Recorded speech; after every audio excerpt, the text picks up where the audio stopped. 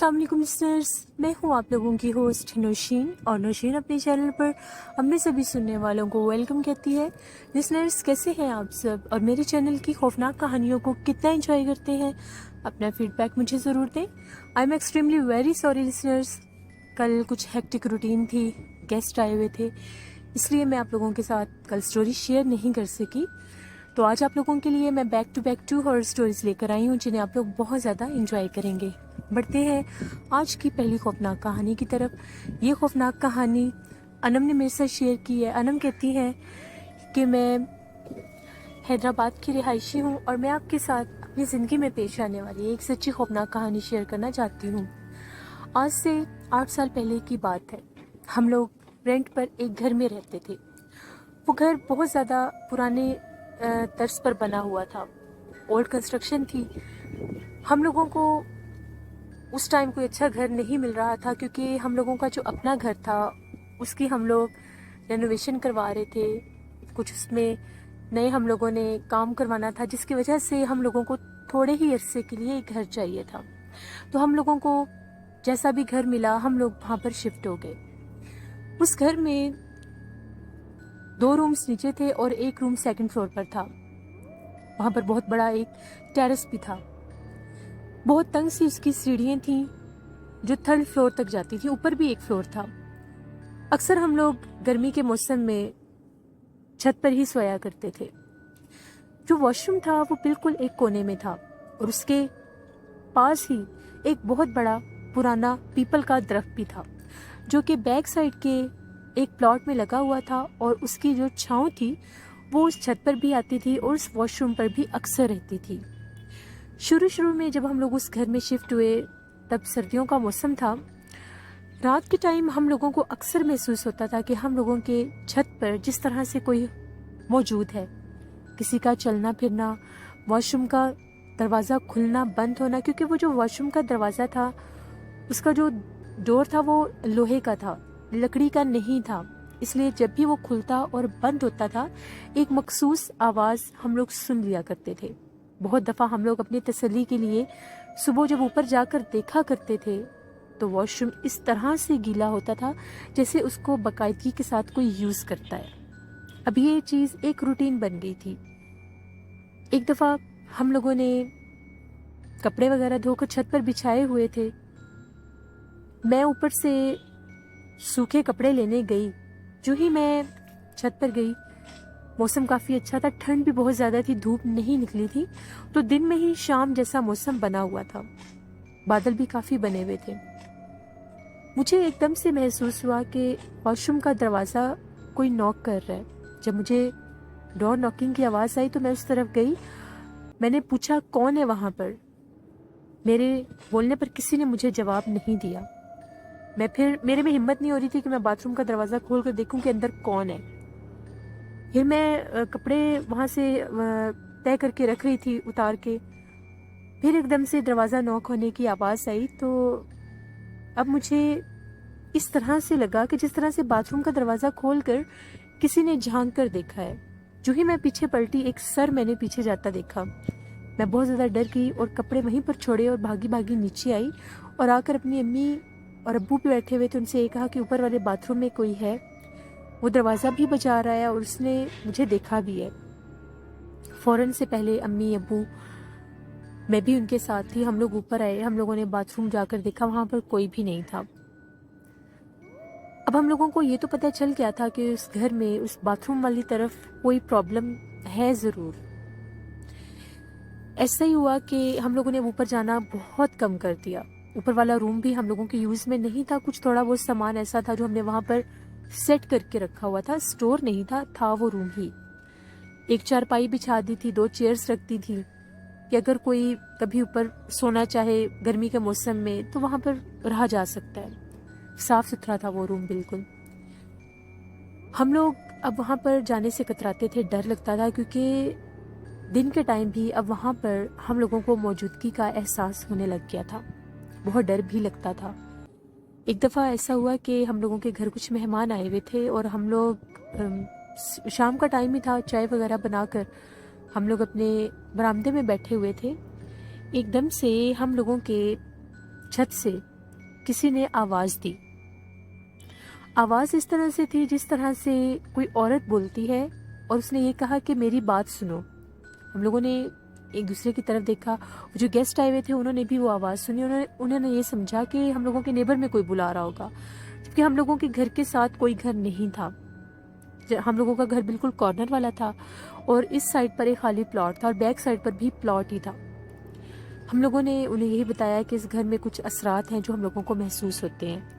उन्होंने कहा कि आप लोग ऊपर मत जाएं फिर, क्योंकि अब वो जिन्नात आपको आवाज़ देने लगे हैं, और जब जिन्नात आवाज़ देने लगते हैं तो वो अपना आप बहुत ज़्यादा जाहिर करना शुरू कर देते हैं। यही काम बन गया। आधी आधी रात को हम लोगों के छत से आवाज़ें आती थीं, जिस तरह से कोई बुलाता है, कोई हंसता है या कोई रोता है। अब ये काम इस हद तक बढ़ गया था कि सीढ़ियों में भी उसका उतरना और चढ़ना शुरू हो गया। हमें उस घर में तकरीबन 1 से 2 माह हो गए थे। बड़ी मुश्किल से हम लोगों ने कुरान पाक पढ़ कर इबादत करके वो 2 माह वहाँ पर गुजारे। रात का टाइम था, हम लोगों की लाइट ऑफ थी। हम लोगों के घर में ना यूपीएस था ना जनरेटर था उस टाइम। हम लोग यूं ही, मेरी खाला भी आई हुई थी, मेरी कज़न्स भी आई हुई थी, वो ज़िद करने लगी कि ऊपर चलते हैं। मैंने उन्हें मना भी किया कि ऊपर मत जाओ, ऊपर हम लोगों के यहाँ पर जिन्नात का असर है तो हम लोगों को बहुत डर लगता है, हम ऊपर नहीं जाते। वो ज़िद करने लग गई। अम्मी अब्बू उस दिन घर पर नहीं थे। वो ज़िद कर रही थी कि तुम जाना नहीं चाहती, कोई जिन्नात नहीं होते, ये वो। मैंने कहा ठीक है चलो। मैं भी उनके साथ ऊपर चली गई। मैं बहुत ज़्यादा डरी हुई थी। मैंने ऊपर जाने से पहले अपने ऊपर आयतुल कुर्सी पढ़ के फूंक ली। अभी हम लोग जाकर ऊपर बैठे ही हैं तो बाथरूम के दरवाजे में और बाथरूम में हलचल शुरू हो गई। पहले किसी ने टैप चलाई। टैप चलने की जब आवाज़ आई पानी गिरने की, तो खाला कहती कौन है वहाँ पर। मैंने उन्हें कहा कि मैंने आपको बताया था यहाँ पर इस हद तक जिन्नात हैं ऊपर वाले हिस्से में कि वो हमें ऊपर आने ही नहीं देते। वो कहती रुको मैं जाकर देखती हूँ। जो ही वो बाथरूम की तरफ बढ़ने लगी, उसका एक वेंटिलेटर बिल्कुल दरवाजे के साथ बाहर की तरफ था, यानी छत पर देखा जा सकता था वहाँ से। एकदम से खाला कहती है कि यहाँ पर रोशनदान में मैंने किसी को खड़े देखा है, मुझे 2 चमकती आंखें नजर आई हैं, तुम लोगों के घर में कौन है। मैंने उन्हें बताया यहाँ पर कोई भी नहीं है, आगे मत जाएं। वो फिर भी मेरी बात पर ना रुकी। भागती हुई उन्होंने जाकर बाथरूम का दरवाजा नॉक किए बिना ही खोल दिया। जो ही उन्होंने बाथरूम का दरवाजा खोला, उन्हें जोरदार थप्पड़ पड़ा और वो जमीन पर गिर गई। हम लोगों की चीखें निकल गईं। लाइट ऑफ थी, अंधेरा था, वो चमकती हुई आंखें हमने खुद देखी। बाथरूम का दरवाजा बहुत जोर से बंद हो गया। खाला को हमने बड़ी मुश्किल से उठाकर हम लोग चारपाई तक लेकर आए। उनकी हालत बहुत ख़राब थी। उनको वो इस तरह से चकरा रहा था उनका सर कि पता नहीं उनके साथ क्या प्रॉब्लम बन गई है। वो कहती यहाँ से नीचे चलो। मैंने बहुत भयानक चेहरा देखा है, उसने मुझे थप्पड़ मारा है। तकरीबन 1 घंटा गुजर गया। खाला की हालत ख़राब होने लग गई। खाला को वो जो जिन्नात थे वो नज़र आने लग गए। खाला कहती कि वो देखो वो सहन में खड़ा है। हम लोग देखते थे, हमें वहाँ पर कुछ नज़र नहीं आता था। खाला ने चीखना और रोना शुरू कर दिया। हम लोग बहुत ज़्यादा परेशान थे कि क्या करें, घर में भी कोई नहीं था। बड़ी मुश्किल से उनको समझा रहे थे। उन पर मैं आयतुल कुर्सी पढ़कर फूंक रही थी। मुझे भी डर लग रहा था कि इन पर जो जिन्नात का असर है कहीं वो मुझे नुकसान ना पहुंचाए। उनकी इतनी हालत ख़राब हो गई, उन्होंने अपने सर के बाल खींचना शुरू कर दिए और चीखना शुरू कर दिया। लाइट आ गई थी, हम लोगों को बहुत डर लग रहा था और छत के ऊपर से मुसलसल किसी के तेज़ तेज़ कदमों के साथ चलने की आवाज़ आ रही थी। थोड़ी ही देर के बाद हम लोगों के दरवाजे पर बेल हुई। मैंने जाकर पूछा तो अम्मी अब्बू आ गए थे। अम्मी अब्बू ने जब खाला की हालत देखी, उन्होंने हमें बहुत डांटा कि तुमने ऊपर जाने क्यों दिया। मैंने उन्हें सारी बात बताई कि मैंने इन्हें बहुत रोका, ये नहीं रुकी, इन्होंने वहाँ पर कुछ देखा है। खाला को बहुत सा बुखार था। खाला बस एक ही बात कह रही थी कि वो मुझे बुला रहा है, वो मेरे सामने खड़ा है, वो मुझे अपने साथ ले जाएगा, मुझे बचा लो। वो बहुत ज़्यादा रो रही थी। रात के 9:30 बजे का टाइम हो गया था। नई जगह थी, हम लोगों को इतना खास इलाके का नहीं पता था। मेरे अब्बू फ़ौरन गए। वहाँ पर एक कॉर्नर पर स्टोर था। उन्होंने उनसे पूछा कि यहाँ पर कोई इमाम साहब हैं, तो उनका ये बताना था कि साथ वाली गली में मस्जिद है, वहाँ पर चले जाएं। अब्बू फ़ौरन मस्जिद में गए, वहाँ से इमाम साहब को बुलाया। इमाम साहब को सारी बात बताई कि हम लोग इस मोहल्ले में नए आए हैं और ये मसला बन गया, फ़लाँ फ़लाँ जगह पर हम लोगों का घर है। रास्ते में इमाम साहब ने अब्बू को बताया कि वो घर बहुत ज़्यादा असेब ज़दा है। वहाँ पर आज तक जो भी किराएदार आए हैं, जिन लोगों ने भी वो घर रेंट पर लिया है, वो तो महीने से ऊपर रह ही नहीं सकते। आप लोगों ने वहाँ पर 2-3 महीने कैसे गुजार लिए हैं। यहाँ तक कि उस घर में उन जिन्नात की वजह से 2 से 3 अमवात भी हो चुकी थी। फ़ौरन वो इमाम साहब आए तो मेरी खाला ने अपना दुपट्टा अपने गले में बांध कर वो खींच रही थी, यानी वो अपने आप को जिस तरह से मारने की कोशिश कर रही थी। हम लोग चीख रहे थे, वो हमारे काबू से बाहर हो गई थी। इमाम साहब आते गए तो खाला की आवाज़ ही बदल गई। खाला ने मर्दाना आवाज़ में ये कहना शुरू कर दिया, अगर अपनी जान प्यारी है तो यहाँ से चले जाओ, मैं तुम्हें भी मार दूंगा, इसका हाल देखो मैंने क्या कर दिया है। खाला के सर के बाल उन्होंने इस बेदर्दी से नोचे थे कि उनके बाल टूट टूट कर गिरे पड़े थे। आंखें रेड थी, चेहरे पर खुद ही उन्होंने इतने थप्पड़ मारे थे अपने चेहरे पर, इनका चेहरा भी रेड हो चुका था। मगर वो जो इमाम साहब थे उन्होंने कुछ पढ़ के अपने ऊपर फूका और खाला की तरफ वहीं पर खड़े होकर फूंक मारी तो एकदम से खाला को बहुत ज़ोर से झटका लगा और वह बेहोश हो गई। इमाम साहब ने फौरन पानी मंगवाया, दम करके पानी मेरी खाला के सर के ऊपर पानी डाला, उन्हें दम किया तो खाला इस तरह से कांपने लग गई जैसे बहुत ज़्यादा ठंड लगती है तो शिवरिंग होने लग जाती है बॉडी में। उनका जिस्म थर थर कांप रहा था। इमाम साहब ने कहा कि ये जिन्नात इस घर के हैं, आप लोगों को ये घर एज सून एज पॉसिबल छोड़ देना चाहिए, वरना वो आपको जानी नुकसान पहुंचाएंगे। आप लोगों ने उनकी जगह पर मुदाखलत की है, बाथरूम का दरवाज़ा जाकर खोला है। फिर अभी इमाम साहब वहीं पर थे, वो कुछ पढ़ के फूंक रहे थे तो खाला को होश आ गई। अब खाला नॉर्मल थी, उनकी वो हालत नहीं थी। इमाम साहब ने खाला के ऊपर उस जिन की हाजिरी करवाई, क्योंकि वो जिन उन्हें छोड़ने को तैयार नहीं था। बेशक उनके जिस्म से निकल गया था, मगर वो यही कहता था कि जिस टाइम इमाम साहब यहाँ से जाएंगे वो खाला को मार देगा। खाला के ऊपर जब उस जिन की हाजिरी करवाई गई तो इमाम साहब ने पूछा कि इसको क्यों मार रहे हो, इसको छोड़ दो। उसका ये कहना था कि जब ये लोग ऊपर आए हैं तो मैंने इन्हें अपना जाहिर होकर दिखा दिया था कि यहाँ पर मैं हूँ, चले जाओ। बाथरूम का दरवाज़ा जब इसने खोला है तो बाथरूम का दरवाज़ा हम लोगों में से हमारे एक साथी के ऊपर आकर वो दरवाज़ा लगा और उससे बहुत ज़्यादा चोट लगी। उसी ने इसको पकड़ा है और वो इसको छोड़ेगा नहीं। बहुत मुश्किल से इमाम साहब ने समझाया कि चले जाओ वरना मार दिए जाओगे। उसने कहा कि एक शर्त पे मैं छोड़ूंगा कि छत के ऊपर 5 किलो कच्चा गोश्त रखवाओ छत के ऊपर, हम लोग वो गोश्त ले लेंगे और इसको छोड़ देंगे। अब रात का टाइम था, बड़ी मुश्किल से इमाम साहब ने उनको समझाया कि बहुत रात हो गई है। वो किसी सूरत मानने को जिन्नात तैयार ही नहीं थे। बड़ी मुश्किल से मेरे अब्बू गए, कहीं से आधी रात का टाइम जगह ढूंढ कर किसी जगह से बेचारे वो लेकर आए, जितना भी उनको गोश्त मिला वो ले आए। इमाम साहब के साथ खाला को ले जाकर ऊपर उस गोश्त को रखवाया गया। जो ही उस गोश्त को रखवाया गया, हम लोग नहीं जानते, इमाम साहब ने हमें यह बताया था क्योंकि उन्होंने हमें मना किया था कि हम ऊपर नहीं जाएंगे। 3 काले रंग की बिल्लियां बाथरूम से निकली और उन्होंने पलक झपकते वो गोश्त गायब कर दिया और मेरी खाला वहीं पर गिरी और गिर के बेहोश हो गई। इमाम साहब ने मेरे अब्बू को आवाज़ दी, बड़ी मुश्किल से खाला को नीचे लेकर आए, दम किया। 1 हफ्ते के बाद हम लोगों ने, 1 हफ्ता भी बहुत कम है, 2-3 दिन के अंदर अंदर हम लोगों ने वो घर छोड़ दिया। उस घर में इस हद तक जिन्नात थे, इमाम साहब का ये कहना था कि वहाँ पर उनके ख़ानदानों के ख़ानदान रहते हैं। और यही नहीं कि उस 2nd फ्लोर पर, 3rd फ्लोर पर भी बेतहाशा जिन्नात थे। जिस दिन हम लोगों ने वो घर छोड़ना था, आखिरी रात थी, सुबह हम लोगों ने इस घर से चले जाना था। हम लोगों को ऐसा लग रहा था हम लोगों की छत पर बहुत ज़्यादा लोग हैं। उनके चलने फिरने की, बोलने की आवाज़ें आती थी, मगर वो आवाज़ें समझ से बाहर थी। सारी रात वो बेतहाशा रोए, उन्होंने भयानक आवाज़ें निकाली, हम लोगों को इतना डराया कि जिसका हिसाब ही नहीं। अगले दिन हम लोगों ने सुबह वो घर छोड़ दिया।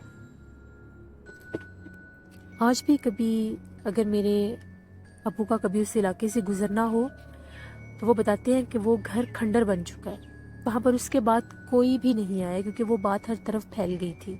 वो घर काफ़ी अरसे से बंद था तो हम लोगों ने जिस तरह से जल्दबाजी में वो घर ले लिया था। ये मेरी ज़िंदगी की सच्ची खौफनाक कहानी थी जो मैंने आपके साथ शेयर की। बहुत शुक्रिया अनम आपका।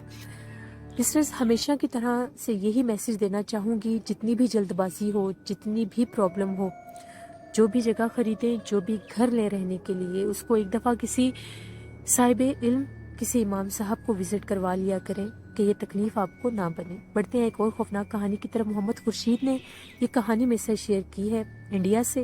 वो बताते हैं कि उनके फ्रेंड्स और कज़न्स इकट्ठे हुए थे तो जिन्नात के टॉपिक पर बात हुई तो उनके एक दोस्त ने एक वाक़या शेयर किया कि उनकी एक कज़न थी जिसका नाम रबिया था।